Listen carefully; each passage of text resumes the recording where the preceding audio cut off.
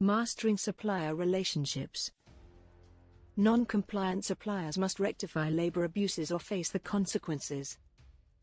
When a supplier is found to be non-compliant with labor practices and human rights, what protocols do they have in place to address and rectify the issues, and what measures will they take to ensure that their operations are brought into alignment with our company's values and standards?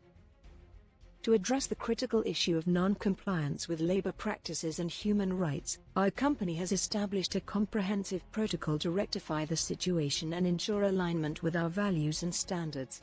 This protocol is outlined below. Initial assessment and verification. Upon discovering non-compliance, our company's Supplier Relationship Management (SRM) team will initiate an immediate investigation to verify the allegations. This involves reviewing audit reports, conducting site visits, and engaging with stakeholders, including workers, management, and local labor organizations. Corrective Action Plan (CAP). Based on the findings, the supplier will be required to develop and implement a corrective action plan (CAP) to address the identified non-compliances. The CAP will outline specific actions, timelines, and responsible individuals to rectify the issues. Our SRM team will review and approve the CAP to ensure it meets our company's standards. Remediation and implementation.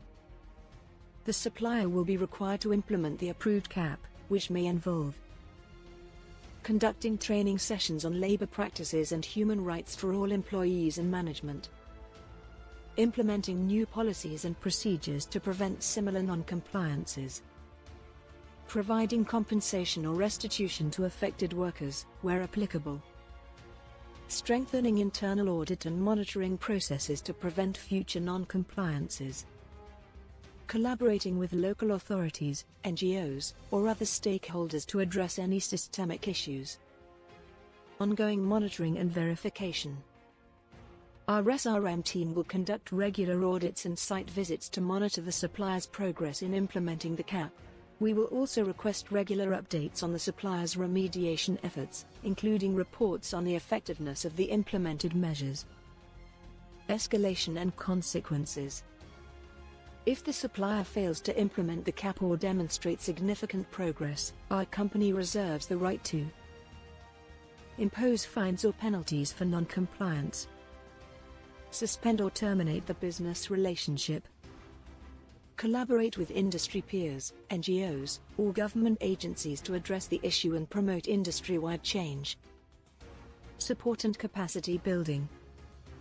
To prevent similar non-compliances in the future, our company offers support and capacity building programs for suppliers, including training and workshops on labor practices and human rights, access to best practice guidelines and industry benchmarks, collaboration with our company's sustainability and social responsibility experts, internal audits and accountability.